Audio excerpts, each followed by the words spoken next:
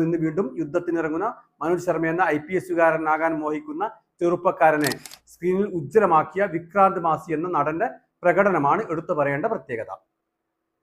പ്രതീക്ഷകളെല്ലാം അസ്തമിച്ചൊരു കറുത്ത രാത്രിയിൽ കൈപിടിച്ചുയർത്താൻ അദ്ദേഹത്തിനൊരു സുഹൃത്തുണ്ടായിരുന്നു. ആനന്ദ് V ജോഷി ഉജ്ജ്വലമാക്കിയ പ്രീതം പാണ്ഡെ. കുടുംബത്തിന്റെ ഭാരം കൂടി താങ്ങേണ്ടി വരുന്നതിനാൽ പഠനവും ജീവിതവും ഒന്നും ഒട്ടും സുഖകരമായിരുന്നില്ല മനോജ് കുമാർ ശർമ്മയ്ക്ക്.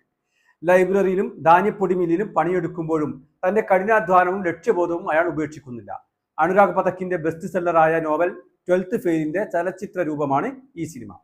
വിധു വിനോദ് ചോപ്രയാണ് 12th ഫെയിലിന്റെ തിരക്കഥയും സംവിധാനവും നിർവഹിച്ചത്. സിനിമയിലെ ഏറ്റവും പ്രധാനപ്പെട്ട ഭാഗമാണ് ഫൈനൽ ഇന്റർവ്യൂ.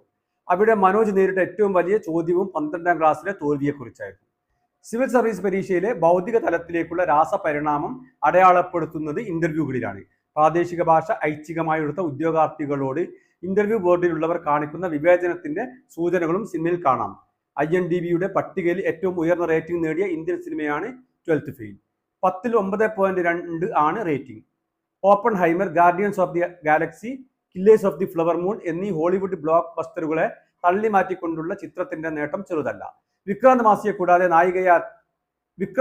കൂടാതെ നായികയായി എത്തിയ മേധാ ശങ്കറും ആനന്ദ് V ജോഷിയും ആയുഷ്മാൻ പുഷ്കറും തങ്ങളുടെ ഭാഗം ഭംഗിയാക്കി. ചന്ദനു മൊയ്ത്രിയുടെ സംഗീതം ഹൃദയഹാരിയായി.